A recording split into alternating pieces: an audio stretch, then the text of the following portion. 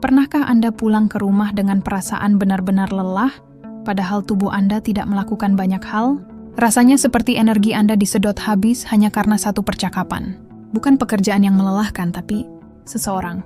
Mungkin Anda tahu siapa orang itu, yang setiap kali muncul, suasana hati Anda langsung turun. Yang kata-katanya halus tapi tajam. Yang membuat Anda meragukan diri sendiri tanpa sadar. Jika Anda pernah merasa seperti ini, itu bukan karena Anda terlalu sensitif. Tubuh dan pikiran Anda sedang memberi sinyal bahaya, bahwa Anda mungkin sedang berhadapan dengan orang toksik, orang yang secara perlahan menguras kesehatan mental, membajak ketenangan batin, dan membuat Anda kehilangan jati diri sedikit demi sedikit. Dalam psikologi menunjukkan bahwa interaksi negatif yang terus-menerus bisa memicu stres di otak. Jika dibiarkan, hal ini bisa memengaruhi fokus, produktivitas Anda. Artinya, berurusan dengan orang toksik bukan hanya masalah emosional, tapi juga masalah kesehatan mental dan fisik. Dalam video ini, saya akan membongkar 5 tips strategi psikologis paling efektif untuk menghadapi orang toksik. Dan yang lebih penting, bagaimana cara terbaik untuk melindungi diri bukanlah melawan, tapi memahami pola pikir mereka.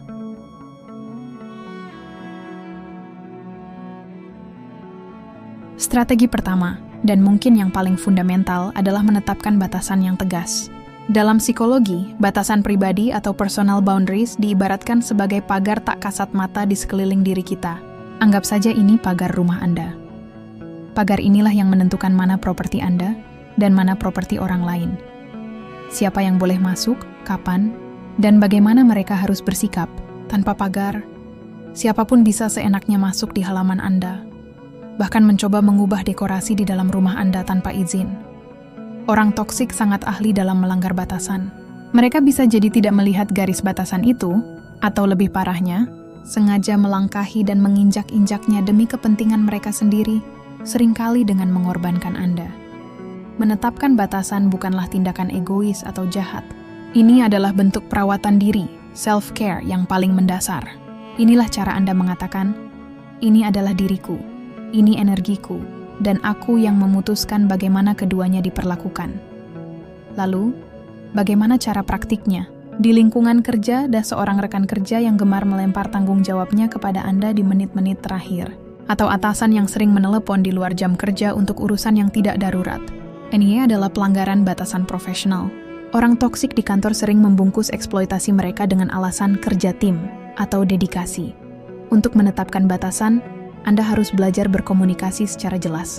Jika rekan kerja mencoba melimpahkan tugasnya, Anda bisa berkata dengan tenang, "Saya mengerti ini penting, tapi saat ini fokus saya mengejar tenggat waktu saya sendiri. Mungkin kita bisa diskusikan pembagian tugas ini dengan manajer agar kedepannya lebih jelas." Kalimat ini tidak menyerang, tetapi dengan tegas menetapkan kapasitas Anda. Jika atasan menghubungi di luar jam kerja, kecuali untuk urusan darurat, Anda berhak untuk tidak merespons. Jika ditanya keesokan harinya, jawab saja, "Mohon maaf, saya menonaktifkan notifikasi." Ini bukan berarti Anda tidak peduli, tetapi Anda cerdas dalam mengelola energi. Di lingkungan keluarga, ini seringkali menjadi bagian yang paling sulit.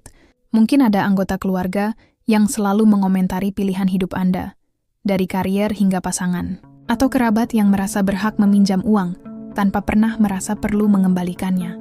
Di sini dibutuhkan keberanian dan konsistensi. Saat seorang kerabat mulai mengkritik Anda di acara keluarga, coba katakan, "Aku merasa kurang nyaman kalau kita membahas ini. Kita bicarakan topik lain saja ya." Anda mengakui hubungan, menyatakan perasaan, dan langsung mengalihkan topik. Soal uang pun demikian. Saat ada kerabat yang datang lagi untuk meminjam uang, Anda bisa berkata, "Aku ikut prihatin dengan kesulitanmu, tapi mohon maaf, saat ini aku belum bisa membantu." Anda tidak perlu memberikan 1000 alasan. Di lingkaran pertemanan, teman yang toksik bisa jadi adalah mereka yang hanya muncul saat butuh, yang selalu mendominasi obrolan dengan masalahnya tanpa pernah menanyakan kabar Anda, atau yang diam-diam menjatuhkan Anda di depan orang lain. Batasan di sini berarti menyadari bahwa waktu dan energi Anda berharga. Jika ada teman yang terus-menerus menguras energi Anda dengan keluhan tanpa henti, Anda berhak membatasi interaksi.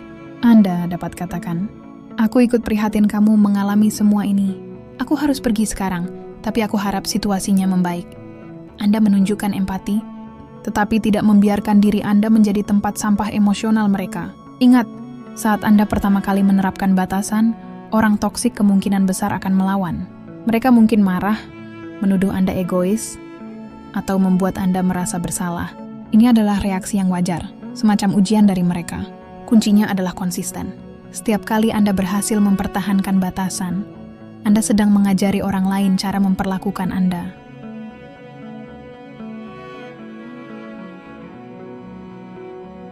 Strategi kedua adalah logika psikologisnya. Banyak individu toksik, terutama yang narsistik, hidup dari drama dan reaksi emosional. Mereka membuat Anda marah, sedih, atau frustrasi. Itu menunjukkan bahwa mereka memiliki kuasa atas diri Anda. Dengan tidak memberikan reaksi apapun, Anda secara efektif memutus emosional mereka. Mereka akan terus memancing, tetapi jika yang didapat hanyalah respons datar, lama-kelamaan mereka akan bosan. Penerapan di lingkungan kerja. Misalnya ada rekan kerja yang suka menyebar gosip atau melontarkan sindiran pasif-agresif. Saat dia datang membawa gosip terbaru, respons bukanlah ikut heboh. Cukup berikan tatapan netral dan jawaban singkat biasa saja, lalu langsung kembali fokus pada pekerjaan Anda. Tidak ada pertanyaan lanjutan, tidak ada ekspresi terkejut. Anda menjadi jalan buntu bagi drama mereka. Penerapan di lingkungan keluarga. Ketika anggota keluarga mencoba memancing pertengkaran dengan komentar, jangan terpancing untuk membela diri. Cukup tatap mereka dengan tenang dan katakan dengan bijak, tanpa penjelasan lebih lanjut. Jika mereka menekan, kok jawabannya begitu saja? Anda bisa berkata, aku sedang kurang fokus untuk mengobrol sekarang. Jawaban ini membosankan dan tidak memberikan peluang untuk perdebatan. Penerapan di lingkaran. Pertemanan. Anda punya teman yang suka mengadu domba? Saat dia datang dan berkata, aku tidak enak mengatakannya, tapi si B kemarin bilang, kalau kamu menjadi obrolan di kantor ini, itu adalah umpan yang dilempar. Respons Anda biasa saja dengan menjawab, oke, terima kasih sudah memberitahu, lalu langsung ganti topik pembicaraan lain. Perubahan topik yang tiba-tiba dan kurangnya minat pada drama akan membuat mereka bingung. Penting untuk diingat, metode taktik di atas, bukan gaya hidup. Gunakan secara strategis hanya pada individu yang sudah terbukti toksik. Dengan menjadi dengan respons biasa saja, dapat membuat mereka yang paling membosankan. Anda mengirimkan pesan yang kuat. Energi Anda tidak laku di sini.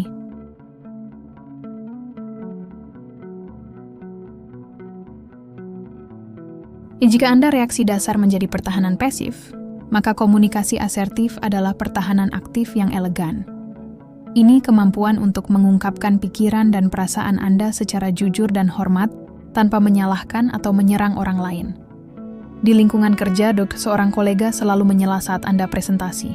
Setelah rapat, hampiri dia dan katakan, ketika kamu tadi beberapa kali menyela presentasiku, lain kali saya harap kamu bisa mencatat masukanmu dan menyampaikannya di sesi tanya-jawab. Anda hanya menyatakan fakta, perasaan, dan solusi yang Anda harapkan. Di lingkungan keluarga, ada anggota keluarga yang suka menjadikan kekurangan Anda sebagai bahan lelucon. Ajak dia bicara dan katakan dengan bijak, menjadikan masalah spesifik sebagai lelucon di depan semua orang. Aku merasa hal itu membuatku tidak nyaman. Bisakah kita tidak menjadikan itu bahan bercandaan lagi? Ini memberi mereka kesempatan untuk memahami perspektif Anda tanpa merasa diserang. Di lingkaran pertemanan, seorang teman sering terlambat 1 jam setiap kali berjanji.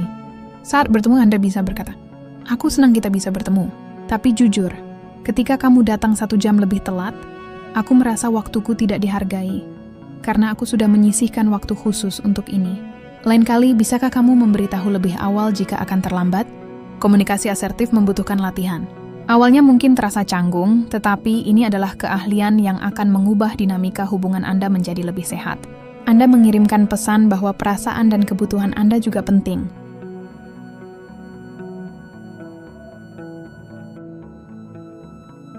Strategi keempat adalah tentang menghemat energi. Orang toksik adalah produser, sutradara, dan aktor utama dalam teater drama mereka sendiri. Gosip adalah mata uangnya, dan konflik adalah panggungnya.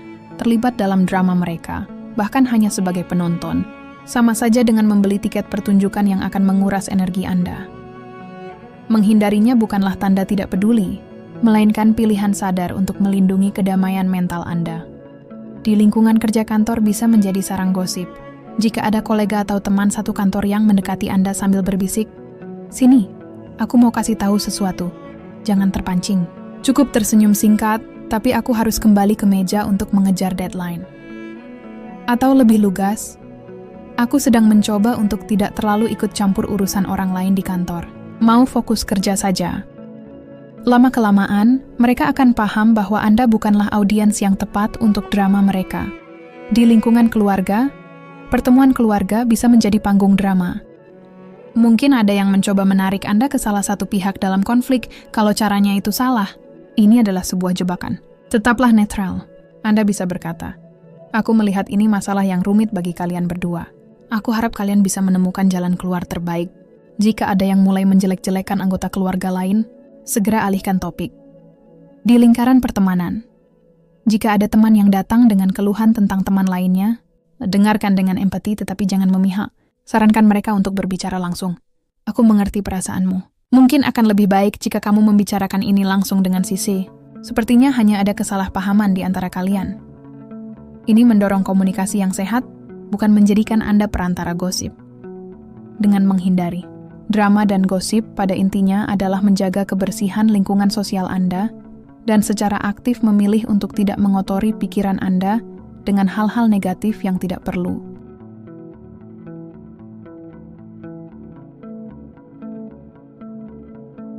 Strategi terakhir ini adalah pengingat. Anda tidak harus menghadapinya sendirian. Berurusan dengan orang toksik bisa terasa sangat mengisolasi. Oleh karena itu, membangun sistem pendukung yang positif adalah sebuah keharusan. Sistem pendukung sosial ini berfungsi sebagai tameng dari orang toksik. Mereka adalah cermin yang mengingatkan siapa diri Anda sebenarnya ketika orang toksik mencoba meyakinkan Anda sebaliknya. Kualitas jauh lebih penting daripada kuantitas. Satu orang yang benar-benar bisa Anda andalkan sudah lebih dari cukup. Di lingkungan kerja, carilah rekan kerja yang memiliki nilai-nilai yang sama dengan Anda untuk membangun aliansi positif. Diskusi pekerjaan kantor yang diutamakan dan pertukaran strategi bukanlah gosip. Memiliki sekutu positif di tempat kerja dapat membuat lingkungan yang toksik terasa lebih bisa diatasi. Di lingkungan keluarga, bahkan dalam keluarga yang dinamikanya sulit, seringkali ada satu atau dua anggota yang lebih suportif, dan mengetahui ada yang sepemikiran bisa sangat melegakan. Di lingkaran pertemanan dan komunitas, disinilah Anda memiliki kendali paling besar. Kelilingi diri Anda dengan orang-orang yang merayakan kesuksesan dan mendengarkan Anda saat terjatuh. Jika lingkaran pertemanan Anda saat ini terasa menguras energi, mungkin sudah saatnya untuk memperluasnya.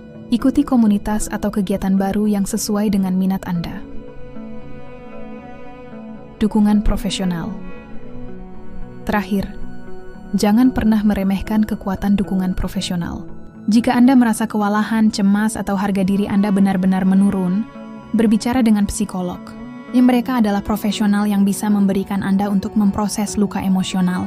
Mencari bantuan profesional bukanlah tanda kelemahan. Itu adalah tanda kekuatan dan komitmen tertinggi untuk kesehatan diri Anda sendiri. Jadi kesimpulannya, kita telah membahas 5 strategi menghadapi orang toksik.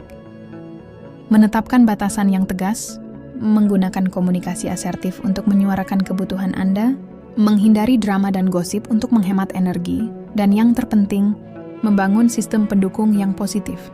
Menghadapi orang toksik bukanlah lari cepat, melainkan sebuah maraton. Butuh kesabaran, latihan, dan yang paling penting, berbaik hati pada diri sendiri. Ingat pesan utamanya, Anda tidak bisa mengontrol perilaku orang lain, tetapi Anda selalu punya kendali penuh atas reaksi Anda. Kekuatan Anda bukan untuk mengubah mereka, tetapi untuk melindungi diri Anda sendiri. Anda adalah penjaga gerbang pikiran dan hati Anda. Jangan pernah serahkan kuncinya kepada siapapun yang tidak pantas memegangnya.